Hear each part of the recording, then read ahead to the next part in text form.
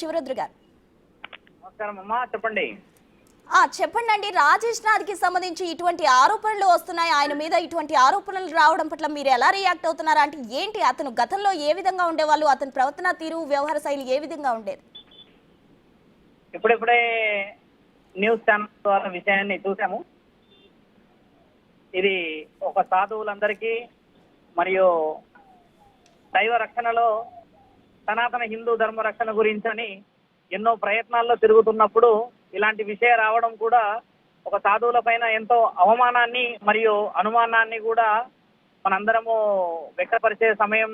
చాలా మంది నమ్మకంతో సాధువులని మరియు అఘోరాలని, నాగ సాధువులని మరియు చాలా మందిని నమ్మి వారి యొక్క జీవితంలో ఎన్నో బాధలను పంచుకొని మంచి మార్గాన్ని అప్పచెప్పాలని గురువులని చాలా మంది ఆశ్రయిస్తుంటారు. అలాగే ఈ అమ్మ కూడా అలా రావడం జరిగిందన్న విషయం. తర్వాత వివరణ అనేది కూడా చాలా డీప్ గా చెప్పడం, అక్కడ మెసేజ్ల ద్వారా ప్రూఫ్స్ కూడా అన్ని చూపించడం జరుగుతుంది. కాబట్టి న్యాయం అనేది పరమాత్ముడు నిర్ణయించాల్సిన సమయం కాదు, ప్రజలు నిర్ణయించాల్సిన సమయంలా ఉన్నది. ఇప్పుడు రాజేష్ నాథ్ అఘోరి గారు వచ్చేసి మంచి సుపరిచితమైన గురువులు. ఆయన గారు కూడా గతంలో మీరు అన్నట్టుగానే ఎక్కడ కూడా ఇలాంటి సందర్భం ఏర్పడలేదు. అలాంటి వ్యక్తి ఇప్పుడు ఇందులో నిజ నిజాల నిర్ధారణ కూడా జరగాల్సిన సమయం ఉన్నది. మరియు ఈ అమ్మ నిజమైన బాధితురాలు కాబట్టి న్యాయపరమైన బాధ్యతని చట్టపరంగా మనందరం ముందుకు వెళ్ళడమా, లేకపోతే న్యూస్ ఛానల్లో వాళ్ళు చెప్తున్న వాస్తవికమైన విషయాలన్నీ నిజమైన వాస్తవికాలా కాదా అన్న నిర్ధారణ ఒకటి చేసుకోవాల్సిన అవసరం ఉందమ్మా. సాధువులకి ఇలాంటి మరియు అఘోరాలకి ఇలాంటి అని చెప్పడం వల్ల ఏమైందంటమ్మా, ప్రజల్లో ఉన్న నమ్మకం కాస్త దెబ్బతినే అవకాశం ఉంటుంది. ఎందుకంటే సాధువులు అంటే గురువులు అంటే అమ్మ తండ్రితో సమానము, పరమాత్ముడు దేవుడితో సమానం. కాబట్టి అలా ప్రత్యక్షంగా ఉన్న గురువుల ద్వారా ఇలాంటి కొన్ని అవాంఛనీయమైన సంఘటనలు ఏర్పడినప్పుడు కొంచెం మన సంస్కృతిపై మనకే అవమానం జరిగే అవకాశం ఉంది.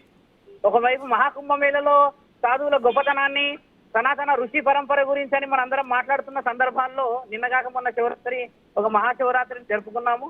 అలాంటి సందర్భాల్లో ఇలాంటి ఒక విషయం రావడం అనేది కూడా కొంచెం అవమానకరంగా అనిపిస్తుంది నాకు ఒక సాధువుని. కాబట్టి అమ్మ, మీరు నిజ నిజాలను నిర్ధారణ చేయాల్సిన సమయం ఇది. ఈ అమ్మది ఎంతవరకు బాధ్యత ఉన్నది, అందులో ఆయన గారి పాత్ర ఎంతవరకు ఉన్నది, అసలు ఎంతవరకు నిజ నిజం అనేది మీరందరూ కూడా ప్రేక్షకులకు చెప్పాలి.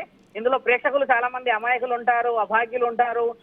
చాలా మంది దేవుడి ఇలాంటి గురువుల ద్వారా ఎన్నో అమ్మా మీరు చూసే ఉంటారు, ఆ యువతి రిలీజ్ చేసిన వీడియో అయితే తనకు సంబంధించిన చాటింగ్ కూడా ఆ యువతి రిలీజ్ చేయడం జరిగింది. దీన్ని బట్టి మీకు రాజేష్ నాథ్ తో ఉన్న సాన్నిహిత్యాన్ని బట్టి ఇది ఏ విధంగా నమ్మాలంటారా? ఇప్పుడు చూడమ్మా, మనము విషయం ఎలా మాట్లాడాలంటే స్టార్టింగ్ రాజేష్ నాథ్ అఘోరి గారే చేశారు అనడానికి ఉండదు. ఎందుకంటే ఆయనతో మాట్లాడడానికి కూడా 3 నెంబర్లతోని మనం అంటే కింద ఉన్న శిష్యుల ద్వారా పైకి చేరుతుంది నెంబరు. కాబట్టి అందులో గురువు గారే తప్పు చేశారు అన్న నిర్ధారణ మీరు చేయాల్సినది ఉంది. అక్కడ నేను చెప్తుంది కూడా అదే తల్లి. ఇప్పుడు ఆ మొబైల్ ఆయన గారిదే డైరెక్ట్ డిటెక్ట్ చేసేసి డైరెక్ట్ ఆయననే మాట్లాడాడు అనే రుజువు చేయడం, ఒకవేళ ఖచ్చితంగా ఆయన్నే ఉన్నారు అని అంటే మీరు న్యాయపరమైన చర్యలు తీసుకోవడం ముఖ్యమైనది. ఇప్పుడు గురువు కింద ఉన్న శిష్యులు కూడా కొన్ని సందర్భాల్లో తప్పుదో పట్టే అవకాశాలు ఎన్నో చూస్తూ ఉంటామమ్మా మనము. అందుకని చెప్పేసి మనము కొన్ని విషయాలని కొంచెం నిర్ధారణ మీరు బలంగా చేయండి. దానికి మేము ముమ్మాటికి ఎప్పటికైనా ముందుకు వస్తాము.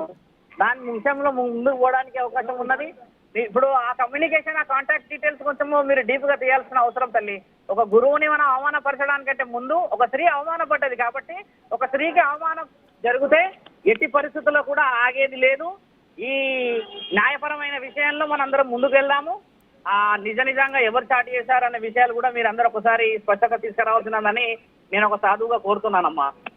శివ గారు, అయితే ఒక విషయం అంటే ఇప్పుడు అఘోరి ఎవరైతే ఉన్నారో లేడీ అఘోరి, అఘోరాకి సంబంధించి కూడా అక్కడ ఇటువంటి ఆరోపణలు చేయడం జరిగింది. మరోవైపు తనకు తానే స్వయంగా వెళ్ళి అక్కడ ఆందోళనకు దిగుతున్న పరిస్థితి కనిపిస్తుంది. ఈ అఘోరి మధ్య ఈ వివాదం ఏంటి, అసలు దీన్ని ఎలా చూడాలంటారు? ఇప్పుడు అఘోరి మధ్యలో వాగ్వివాదం చూడండి అమ్మా, చాలా మంచి ప్రశ్న ఇస్తావు తల్లి.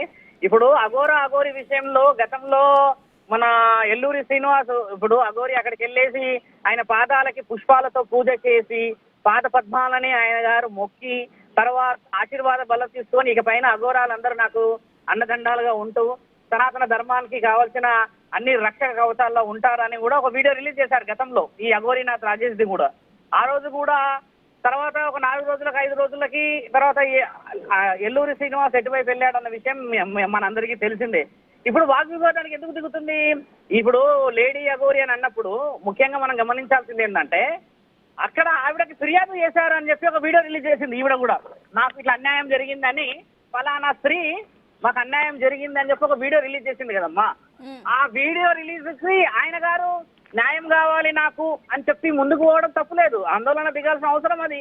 ఎందుకంటే లేడీ అఘోరి అయితేంది అమ్మా, ఓ సాధువు అయితేంది, న్యాయం గురించి అని ఒక స్త్రీ, ఒక అభాగ్యురాలు ఆయనను సంప్రదించినప్పుడు ఆ ఎల్లూరి శ్రీనివాసులు అడిగే హక్కు ముమ్మాటికి ఉంది కదా 100%.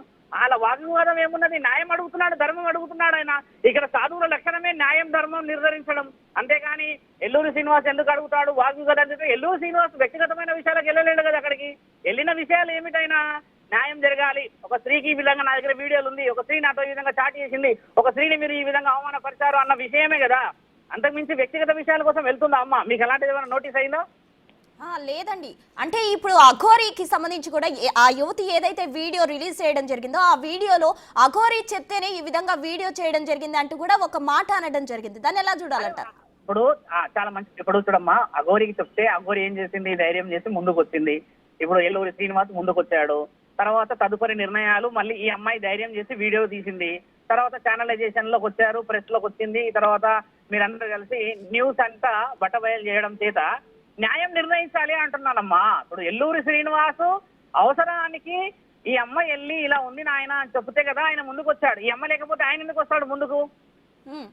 కాబట్టి న్యాయాన్ని సనాతన ధర్మంలో పుట్టిన పశువుకు కూడా హక్కు ఉంది అడగడానికి. అంతేకాని మానవుడు, మానవ జాతి ఎత్తినవాడు, మనశ్శాంతి గలవాడు, గురువులో లేకపోతే సాధువులో, అఘోరో, నాగసాధువులో, మహాత్ములో, సైంటిస్టులు అడగడానికి లేదు.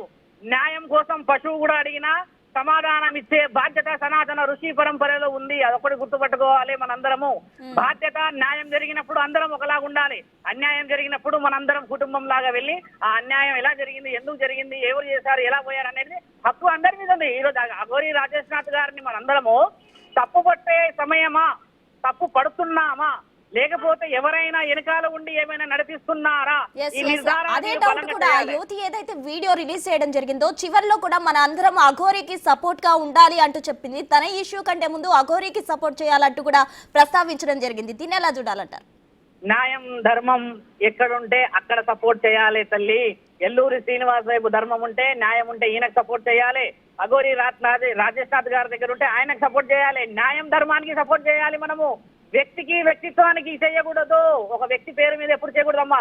ధర్మం అనేది స్త్రీకి అవమానం జరిగింది, ఆ స్త్రీని కాపాడే బాధ్యత మన అందరికి ఉన్నది. కాబట్టి ఆ స్త్రీ వైపు మనం నిజంగా అన్యాయం జరిగిందనంటే యావత్ భారతదేశం అంతా కదవాలి, సాధు సంతులంతా కదలాలి, అఘోరులంతా కలవాలి, అందరం కలిసి ఆ స్త్రీని కాపాడాలి. ఆ స్త్రీ కాపాడబడుతుంది, న్యాయం ధర్మం ఉందని చెప్పి అందరికి రుజువు చేయబడాలి. ఇదే కదమ్మా సనాతన ధర్మం అంటే.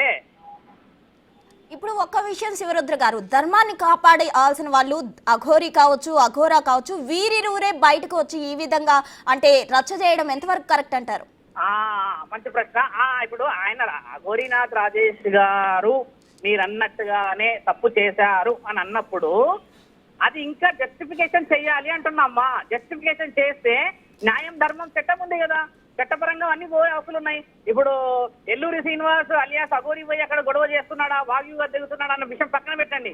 నిర్ణయాలలో చూడండి, మొబైళ్లలో అమ్మా చాలా చాలా చాలా ట్యాంపరింగ్ జరుగుతుంది. అప్పుడు ఫోటో పెట్టి 100 చేస్తారు, హ్యాకింగ్ జరుగుతుంది. అవతల చాటింగ్ రాజేష్నాథ్ చేస్తున్నారని గ్యారంటీ ఏంది అని మనం కూడా అడగాలి. ఇప్పుడు ఒక విషయం అండి శివరుద్ర గారు, ఇప్పుడు ఎందుకు అఘోరా బాబా బయటకు వచ్చి తను డిఫెండ్ చేసుకోవడానికి ఎందుకు ట్రై చేయట్లేదు? నేను ఈ విధంగా తనపై ఒక ఆరోపణ వచ్చినప్పుడు నేను ఇలా చేయలేదని ఆయన ఎందుకు చెప్పట్లేదు?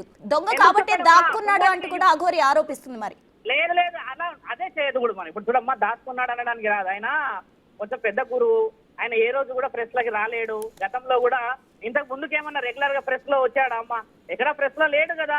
దానికో సమయం తీసుకొని ఆయన కూడా నిర్ధారణ చేసి అన్ని కోణాల్లో చూసి మాట్లాడతాడు కదా. అంతేగాని తప్పు చేసిన వాడు కాబట్టి బయటికి వెళ్తలేడు, తప్పు చేస్తే ఎందుకు రావాలి, తప్పు చేయకపోతే రావచ్చు కదా. ఇవన్నీ మనము మాట్లాడే వర్షన్ కొంచెం తగ్గించుకుంటే ఆయన గారికి అవకాశం తెలుస్తుంది కదా.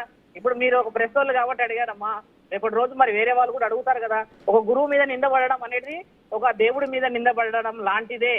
కాబట్టి గురువుని నమ్మిన వాడు దేవుణ్ణి నమ్మినట్టే. కాబట్టి అమ్మా, ఈ నిర్ణయం సాధు సంతులు అందరి మీద పడ్డట్టు. ఇది ఓన్లీ అఘోరి రాజేష్నాథ్ మీద పడింది కాదమ్మా.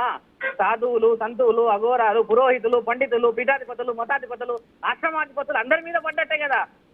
మీరు ఆలోచన చేయాల్సింది, పచ్చకామరలోడికి లోకమంతా పచ్చ కనబడుతుందమ్మా. కాబట్టి ఏంటంటే ఆయన గారు నిర్ధారణ చేయాల్సిన అవసరం ముమ్మాటికి ఉంది. మేము అడుగుతాం కదా, నిజ నిజారాలు చెప్పండి స్వామి అని చెప్పి. అఘోరి కూడా అడుగుతుంది అదే కదా, నిజ నిర్ధారణ చేయండి అని. ఎవరి తప్పుంటే వాళ్ళని మనం రక్షించుకోవాలి, ఎవరి ఒప్పుంటే వాళ్ళని ప్రభుత్వాలకి మనం అనుకున్న విధంగా అప్పచెప్పుకోవాలి. ఇది న్యాయం, ధర్మం రుజువు చేసుకోవాల్సిన సమయం తల్లి. శివరుద్ర గారు, టోటల్ గా ఈ ఇష్యూకి సంబంధించి అంటే ప్రజలకు మీరు ఏం చెప్తారు? స్వామీజీలపై కావచ్చు, ఇటు అఘోరీలకు సంబంధించి కూడా వాళ్ళకి నమ్మకం పోయే పరిస్థితులు ఇటువంటివి, వీటికి సంబంధించి ప్రజలకు మీరు ఏం చెప్తారు ఫైనల్ గా? ప్రజల నమ్మకాన్ని కోల్పోకూడదమ్మా, అందరూ నమ్మకత్యంగా ఉండాలి.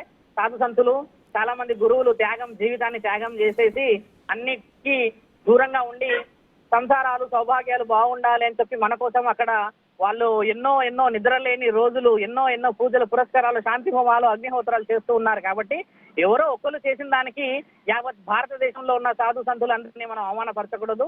కాబట్టి మనం చేయాల్సిన ముఖ్యమైన విషయం ఏంటంటే అమ్మా, ఇంకా ఇది నిర్ధారణ కాలేదు. ఇది నిర్ధారణ అయిన తర్వాత కదా ఎవరిని నమ్మకూడదో, ఎవరిని ఏం చేయాలో నిర్ణయం అనేది జరిగిన తర్వాత కదా స్పష్టత వస్తుంది కదమ్మా. కాబట్టి ప్రజలందరికీ ధైర్యంగా ఉండాలి. ప్రజలు ఇప్పుడిప్పుడే బయటకు వస్తున్నారు, ఎందరో బయటకు వస్తున్నారు ఇప్పుడే. ఇలాంటి ధైర్యానికి మనందరూ ఎప్పుడు హర్షం వ్యక్తపరిచి మన జాతిని, మన నీతిని మనం కాపాడుకోవాలని యావత్ భారతదేశంలో కాదు ప్రపంచంలో ఉన్న ప్రతి ఆడబిడ్డకి, ప్రతి పురుషుడికి మేము ఇస్తున్న ఒక అమూల్యమైన సందేశం, మన నమ్మకాన్ని ఎప్పుడు కోల్పోకూడదమ్మా. రైట్, థ్యాంక్ యూ శివరుద్ర స్వామి గారు.